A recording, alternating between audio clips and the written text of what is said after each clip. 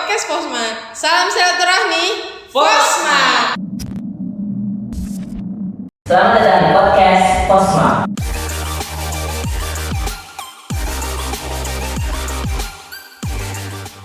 Sebelumnya perkenalkan, saya Selviana dari bidang sosial dan keagamaan. Di sini kita sudah bersama mahasiswa dan mahasiswi UIN Antasari Banjarmasin. Silahkan diperkenalkan diri dulu kakak. Oke, terima kasih. Baiklah, perkenalkan nama saya Siti Adalia Rahmah dari anggota bidang minat dan bakat. Silakan kakak. Oke, perkenalkan nama saya Muhammad Sultan dari anggota bidang isu dan aksi. Saya dari BJB ya. Oke, baiklah. Di sini kawan-kawan kita sudah bersama mahasiswa dan mahasiswi dari dua kampus. Jadi ada yang dari Banjarmasin dan ada yang dari Banjarbaru. Di sini kita akan mengadakan sharing session tentang asrama yang dilaksanakan di asrama Banjarmasin dan asrama Banjarbaru. Baiklah, mungkin kita langsung saja. Mungkin kawan-kawan sudah tidak sabar ya kan ya untuk mengetahui apa-apa saja yang ada di Ma'had Al-Jami'ah UIN Antasari Banjarmasin. Mungkin kita mulai dari asrama yang di Banjarmasin dulu, kakak dipersilakan. Jadi untuk kawan-kawan calon mahasiswa atau mahasiswi UIN Antasari Banjarmasin, jadi kampus UIN Antasari Banjarmasin itu mengadakan yang namanya Ma'had Al-Jami'ah atau biasa disebut dengan asrama. Nah, yang mana untuk di Banjarmasin sendiri terbagi menjadi 4 asrama, yang mana 3 terdiri untuk putri dan 1 asramanya untuk putra. Oke, kalau yang di Banjarbaru bagaimana kakak? Oke, kalau di Banjarbaru itu ada 2 gedung asrama. Yang mana itu setelah itu kan ada lab untuk tes UM kemarin tuh. Iya. Masuk ke dalam belok ke kiri itu nanti ada yang pertama ada gedung untuk mahasiswi, itu gedung asramanya. Itu sekitar berapa kamu ya, 20-an lebih lah. Dan untuk untuk mahasiswanya yang laki-laki itu di belakang, paling belakang itu ya lumayan lah untuk anunya ya besar. Oke, jadi sangat-sangat asik sepertinya ya tinggal di asrama dengan kawan-kawan yang dengan berbagai latar belakang yang berbeda. Bagaimana kak perasaan selama menjalankan kegiatan asrama itu, apa-apa saja gitu? Mungkin ada keseruannya atau hal-hal yang berbekas di hati lah mungkin. Oke, baiklah. Jadi aku di sini termasuk dalam tahap yang ketiga. Nah, jadi tahap ketiga ini dimulai dari tanggal 8 Mei kemarin sampai 8 Juli yang akan datang ini. Nah, jadi awalnya aku sendiri merasa asrama ini seperti di pondok, yang mana dengan peraturan yang ketat, tidak boleh main HP ataupun tidak boleh keluar untuk jalan-jalan ataupun mencari sesuatu. Tetapi setelah aku menjalani dan menikmati semua peraturan yang ada, aku merasa seramai ini loh, karena di sana kita bertemu dengan berbagai kawan-kawan baru, entah itu dari jurusan yang lain atau fakultas yang lain. Akhirnya kayak merasa hidup itu bertetangga. Jadi untuk berbicara dengan kawan yang lain, tinggal di dalam kamar pun sudah kedengaran ya. Itu sih. Ya, kalau untuk kakak Sultan ya tadi ya, nah, untuk di asrama di Banjarbaru bagaimana suasananya kalau malam hari datang gitu nah kak? Oke, untuk asrama di Banjarbaru itu kan saya melaksanakan asrama itu tahap 1 untuk cowok. Untuk cewek itu udah 2 tahap. Ada tahap 1 dan tahap 2. Untuk cewek tahap 1-nya itu lumayan banyak dan semua orang itu berkumpul, semua fakultas. Dan untuk yang tahap 2-nya ya lumayan sedikit karena itu pengalihan atau sisa-sisa yang belum asrama pada tahap 1. Kalau di asrama untuk cowok itu, kalau yang tahap aku lah itu beda, 1 fakultas 1 gedung. Oh iya. ada yang aku gedung C itu Fakultas Dakwah dan Ilmu Komunikasi, dan sebelahnya untuk Fakultas Tarbiyah gedung D. Nah itu kami ya lumayan sih untuk tahap ini, tahap 1 untuk mahasiswa khususnya laki-laki itu lebih dimudahkan lah untuk keluar malam dan lain sebagainya. Dan kebanyakan dari teman-temanku juga ya merasa dikekang dan lain sebagainya. Namun setelah kami jalani sampai akhir dan pada saat terakhir itu ya itu masa-masa kalian mengasikkan diri di asrama, seperti jogging, nonton short film yang dibuat masing-masing lorong, dan bakar-bakaran. Nah itu masa-masa seru-serunya di asrama. Jadi rugi kalau nggak menikmatin bagaimana program kerja yang ada di asrama dan bagaimana perjalanan di asrama. Oke, nah jadi ya untuk kawan-kawan calon mahasiswa baru Inates di Banjarmasin, jangan takut menghadapi yang namanya Ma'had Al-Jami'ah. Karena di asrama ini kita tidak dikekang seperti di pondok. Ya mungkin nanti misalnya dari teman-teman ada yang ingin menjadi aktivis, anak organisatoris. Karena dari kami juga banyak anak organisasi yang alhamdulillah semuanya berjalan lancar, asramanya jalan, UPB-nya jalan, dan organisasi aman. Itu tadi mungkin sedikit pengantar sebelum membuka Q&A. Untuk menjawab Q&A yang sudah kalian masukkan di IG-nya Posma Antasari, mungkin kita langsung saja ya kakak-kakak untuk ditanya jawab. Oke, baiklah. Ini yang pertama ada pertanyaan, asrama putra nanti di Banjarmasin atau Banjarbaru kak? Dari aku dulu. Boleh. Oke. Jadi untuk asrama putra itu sama-sama antara BJB dan di Banjarmasin. Jadi tidak hanya khusus untuk Banjarbaru saja atau Banjarmasin saja, namun keduanya. Oke, izin menambahkan ya. Itu kan tadi udah dijelasin kalau asrama yang ada di Banjarmasin itu ada 4 gedung. Tadi kan ada 3 cewek, 1 cowok. Ya. Kalau di Banjarbaru itu ada 2 gedung, cewek dan cowok. Nah, untuk putra itu sesuai jurusan dan fakultasnya yang ada. Kalau fakultas yang ada di Banjarmasin seperti perbandingan mazhab, hukum keluarga Islam, PAI, itu masuk ke gedung yang ada di Banjarmasin. Kalau yang fakultas dan jurusannya yang ada di Banjarbaru, maka masuk ke Ma'had yang ada di Banjarbaru. Nah, jadi kawan-kawan untuk asrama ini tergantung jurusannya kawan-kawan. Misalkan memang jurusan kawan-kawan sekarang adanya di Universitas Banjarbaru, berarti nanti kawan-kawan mau asramanya di Banjarbaru. Dan untuk yang di Banjarmasin, asramanya ada di Banjarmasin karena kita tetap menjalankan keduanya. Baiklah, untuk pertanyaan yang kedua, untuk asramanya bisa memilih sendiri kak kamarnya atau dipilihkan? Bagaimana tuh kakak? Langsung aku ya. Oke. Khususnya di Banjarbaru itu untuk beberapa tahap ini udah 3 tahap ya. Itu kan udah ada registrasi awal. Nah kan aku dulu mengumpul KRS. Nah, kesatuan apa itulah yang ya tentang apakah mahasiswa itu bersedia atau enggaknya ikut asrama, surat menyebutnya, dan udah dimasukin di si akad atau belum. Nah nanti itu ada pemilihan lorongnya, ada tulisan di registrasi kamar, ada kamar A28, A24, bagaimana itu sesuai gedung. Nanti ada gedungnya. Kalau gedung C di tahap aku ya, untuk cowok itu gedung C. Untuk gedung C itu khusus yang ada di gedung C, kamarnya bisa milih sendiri-sendiri. Itu kalau aku kemarin cepet-cepetan.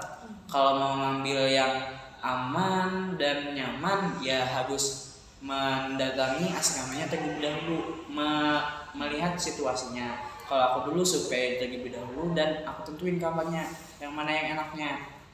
Dan langsung co-booking sama musiknya yang ada di sana. Jadi pemilihan orang-orangnya itu beda-beda. Maksudnya kan kalau cewek awalnya itu tahap 1 itu berempat satu kamar. Nah, dan untuk tahap 2 cewek itu 2 orang. Dan kalau cowok pada tahap 1 ini awalnya 3, namun ada yang milih berdua, ada yang milih sendiri karena cuma sedikit yang mendaftar asrama pada semester ini tahap 1. Nah itu dari asrama Banjarbaru ya guys ya. Sekarang bagaimana sih yang ada di Banjarmasin Kak? Nah, untuk asrama yang di Banjarmasin,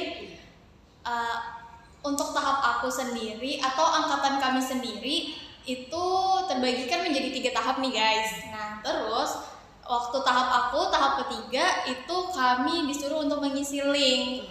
Nah, yang mana link itu ada tertera asrama 1, asrama 2, asrama 3, dan asrama 4. Nah, jadi apabila kita sudah memilih salah satu ketentuan tadi, apabila penuh maka tidak bisa lagi memilih asrama itu. Nah, jadi sama seperti tadi, untuk cepat-cepatan untuk mencari asramanya yang mana.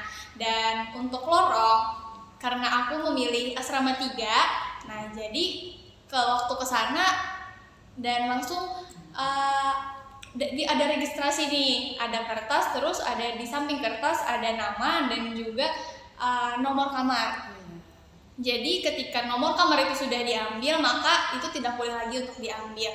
Nah, juga untuk tahap 1 dan tahap 2 untuk di Banjarmasin sendiri putrinya diisi oleh 3 orang. Nah, tapi kali ini untuk tahap 3, tahap aku cuma diisi oleh 2 orang saja untuk satu kamarnya, dikarenakan kapasitasnya pun tidak banyak, jadi cukup 2 orang saja dalam satu kamar. Nah, jadi begitu tadi kawan-kawan, di dalam kamar itu memilih kamar kita bisa memilih sendiri, tapi ya tergantung bagaimana kita cepat-cepatan memilih tadi. Kalau kita lambat ya otomatis keduluan. Ya, baiklah, terus lanjut pertanyaan yang selanjutnya, kegiatan apa aja sih Kak yang dilakukan saat asrama? Nah, mungkin tadi sudah dibuka sedikit juga di depan kegiatannya bagaimana. Oke, untuk menyambung kembali itu kita serahkan dulu deh kepada Kakak Kiki untuk menjawab. Jadi untuk kegiatan di asrama di Banjarmasin sendiri itu dimulai dari pukul 6 sore, yang mana pukul 6 sore itu sudah termasuk tadarus Al-Quran, yang mana tadarus Al-Quran itu sendiri berlangsung sampai menjelang maghrib. Nah, jadi ketika maghrib itu datang dilanjutkan dengan sholat maghrib berjamaah, dan setelah sholat maghrib berjamaah pun kegiatan dilanjutkan lagi, yaitu dengan pembelajaran wajib nih Kak. Nah, jadi untuk waktu pembelajaran wajib itu sampai menjelang Isya. Nah, jadi ketika Isya kita sholat berjamaah lagi, dan setelah sholat berjamaah disambung dengan amalan malam. Nah, kayaknya kalian pasti tahu deh apa sih amalan apa yang biasanya dibaca waktu malam hari. Nah, yaitu membaca surah Al-Mulk bersama-sama. Nah, ketika sudah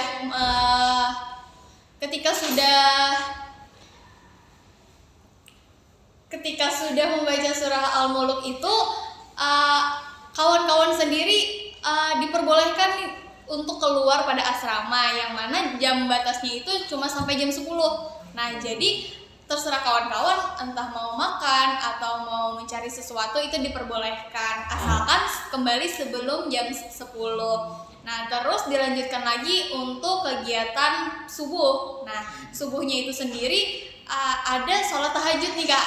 Iya, yang mana untuk asrama aku sendiri itu dilakukan secara bergantian tiap lorongnya. Tapi aku juga pernah mendengar untuk asrama-asrama lainnya ada yang menjalankan setiap hari. Nah, begitu. Mungkin itu tergantung peraturan dari asramanya masing-masing. Setelah sholat tahajud dilanjutkan lagi dengan sholat subuh berjamaah, dan sampai kepada jam 6 pagi. Nah, jadi kawan-kawan ketika sudah jam 6 pagi itu sudah diperbolehkan untuk keluar asrama, dan diharapkan kembali sampai jam 6 sore gitu. Karena kita dalam satu rumpun yang sama yaitu UIN Antasari Banjarmasin, kayaknya asrama Banjarmasin ataupun BJB ya kurang lebih sama peraturannya ya kan ya. Dan kita lanjut aja deh mungkin ya untuk pertanyaan selanjutnya. Ada di asrama nanti tinggalnya berapa bulan Kak? Nah itu ada berapa tuh Kak? Mungkin dari yang BJB Banjarbaru dulu ya. dulu deh. Oke. Ini kan ada perbedaan waktu. Iya. Untuk Banjarmasin dan Banjarbaru. Nah, di podcast sebelumnya juga dijelaskan nih sama pihak asrama bahwasanya untuk lama waktunya itu konkretnya itu waktu pasnya itu 1 tahun. Namun karena fasilitas atau asrama kita tidak mencukupi, jadi untuk asrama BJB yang penuh, ruangannya yang banyak dan fasilitasnya baru dan lain sebagainya itu jadi 1 semester 4 bulan. Kalau di Banjarmasin itu ya karena mahasiswa dan mahasiswinya banyak yang ada di Banjarmasin daripada Banjarbaru, jadi di Banjarmasin itu cuma 2 bulan untuk saat ini. Namun nanti kemungkinan akan ada di Banjarmasin ini pembangunan baru lagi untuk asrama. Jadi kemungkinan nanti bakal adanya waktu asrama itu selama 4 bulan juga. Jadi lihat nanti kondisinya, dan fokusnya UIN Antasari ini ke UIN yang ada di Malang kalau nggak salah. Iya. Oh, berarti untuk yang sedang dijalankan sekarang, untuk yang di Banjarmasin ada 2 bulan ya Kak ya?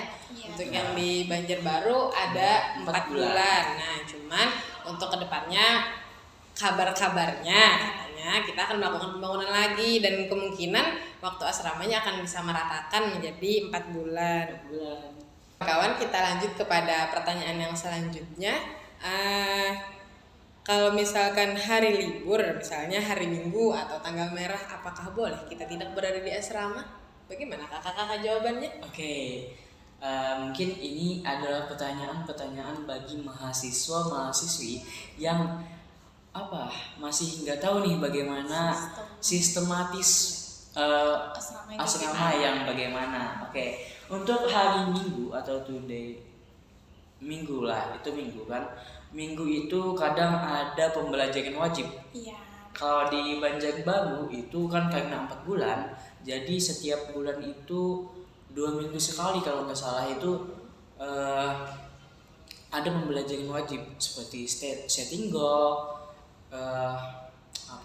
setting goal, moderasi beragama dan lain sebagainya lah. Oke, itu ada yang di hari Jumat sore, ada yang pagi Minggu sampai siang, ada juga pagi Minggu sampai sore Minggu. Itu nanti akan dibagikan konsumsi dan lain sebagainya.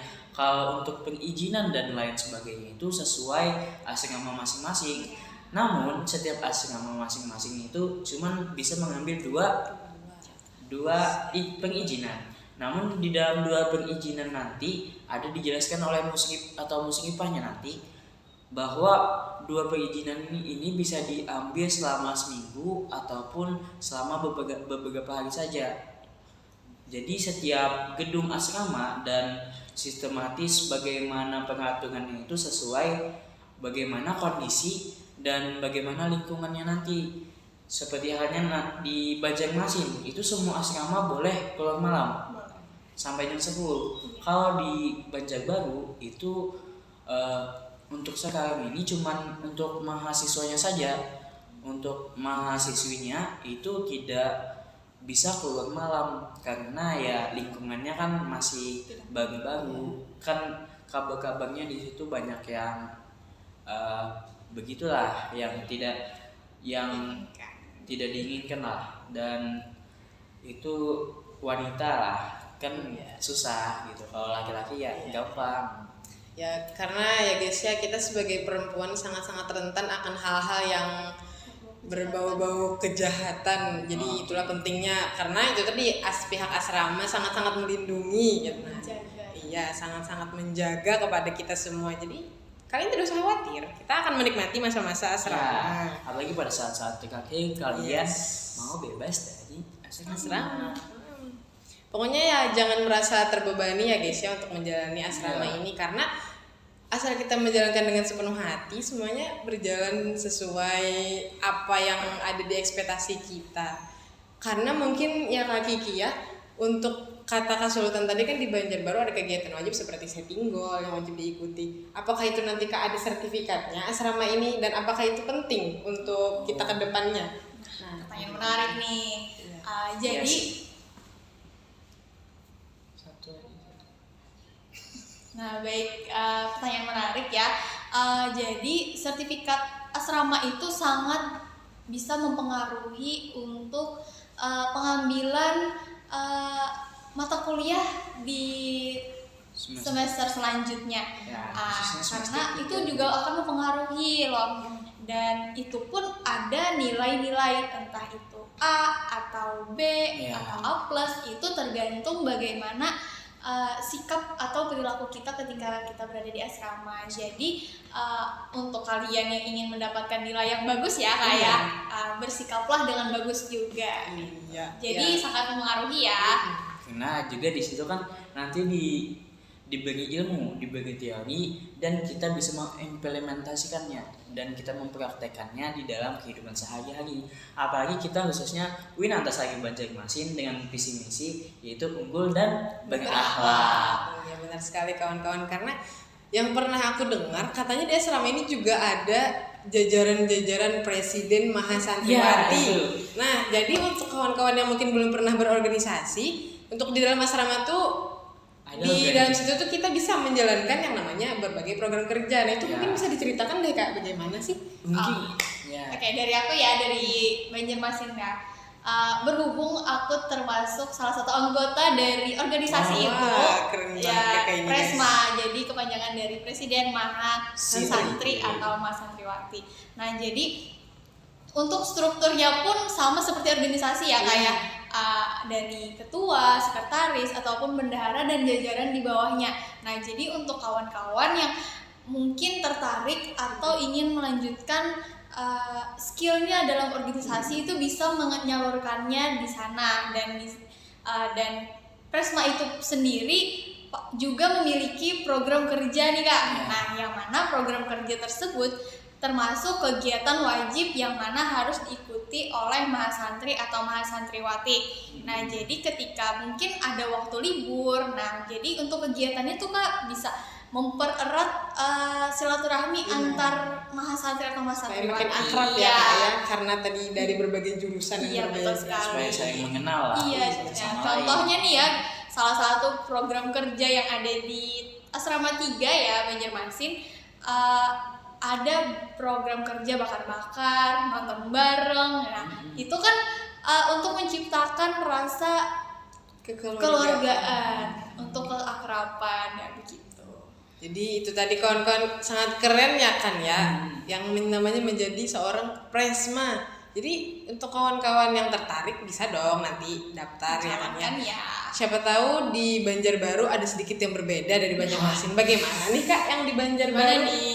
Kalau di Banjarbaru seperti tahap 1 kemarin di cewek itu penampilan bakat loh. Ada yang madihin, menari dan lain sebagainya. Kalau di asrama cowok pada tahap 1 ini ada yang lomba Mobile Legend. Nah itu lomba Mobile Legend itu kemarin di kampus tuh, di bareng-bareng sambil nonton TV besar, kan di sana ada tuh. Nah jadi kami nonton bersama di situ dan tanding di situ juga. Dan ada juga kemarin itu main sepak bola, lomba sepak bola tuh. Dan untuk sekarang tahap kedua cewek yang aku tahu kemarin ke Mahasantriwatinya itu jalan-jalan bareng tuh. Jalan-jalan. Itu asik sih. Itu masa-masanya kalian bersenang-senang. Namun itu juga diwajibkan untuk dijalankan. Maka dari itu ya itu nanti bagaimana Presma mau memimpin, bagaimana asramanya, itulah bagaimana kalian bisa mengembangkan dan membagi pemikiran kalian untuk mengembangkan bakat-bakat teman-teman kalian dan bakat kalian juga.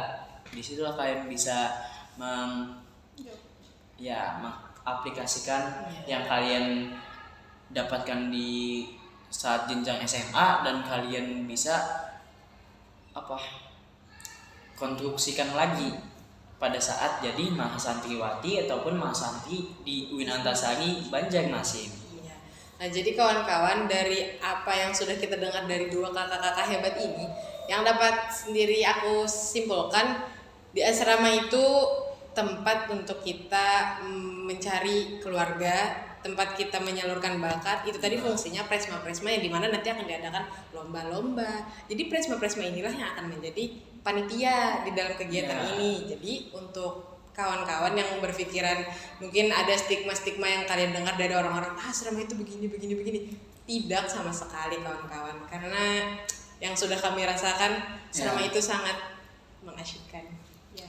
Asal kalian ikhlas Iya. dan tetap menjalankannya. Dan bagi Mahasantri atau Mahasantriwati yang nanti calon-calon nih jadi Mahasantri atau jadi Mahasantriwati di UIN Antasari Banjarmasin, nantinya itu yang belum pernah mondok ataupun yang nggak pernah masuk pondok lah dari kecil itu, ataupun yang dari SMA dan SMK lainnya yang masuk di UIN Antasari Banjarmasin, bisa tuh mengembangkan kemandirian kalian sebelum kalian menuju jenjang selanjutnya.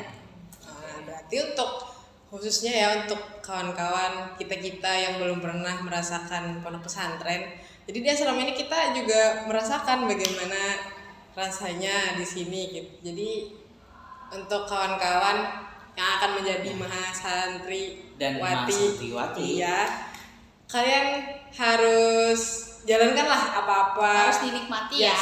peraturan apa-apa yang ada, jadi jangan dijadikan beban. Baiklah kawan-kawan, itu tadi pembahasan singkat dari dua kakak-kakak hebat yang sudah membersamai kita pada hari ini. Benang merah yang dapat aku ambil pribadi ya, kesimpulan dari kakak-kakak yang tadi, asrama ini sangat-sangat mengasyikkan untuk kita jalankan, karena dari kegiatan-kegiatannya pun kita bisa mengembangkan bakat-bakat kita melalui lomba-lomba yang dilakukan oleh panitia-panitia presma tadi. Jadi presma-presma tadi yang akan mengkoordinir jalannya bagaimana program-program yang ada di asrama. Jadi kepada kalian yang akan menjalani asrama, kalian jangan merasa takut, jangan merasa aduh bakal dikekang, aduh bakal ini, udah santai aja besti. Ya, ini memang mengasyikkan. Jadi kalian harus menikmatinya.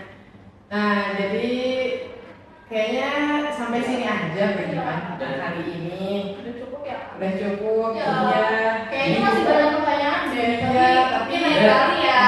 Untuk pertanyaan-pertanyaan yang belum terjawabkan, nanti bisa stay tune di Instagram kami, yaitu Instagram Posma, ataupun di Instagram asrama. ya. Bisa.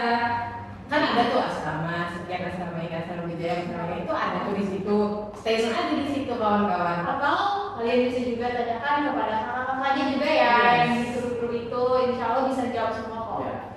Dan jangan lupa kita akan bertemu di kampus tercinta. Ingat Kampus. dulu doanya. Kampus kampus Apa dong? Apa? Kampus apa dong? Kampus pahlawan ya. itu kampus Iya. Antasari. Kampus Antasari Banjarmasin. Nah, jadi ya guys ya, terima kasih sekian dari kami anggota Forum Silaturahmi Mahasiswa. Ya, kita tutup sama-sama dulu ya Kak. Salam silaturahmi Posma. Baiklah, terima kasih. Saya mohon maaf. Assalamualaikum warahmatullahi wabarakatuh. Baik. Terima kasih.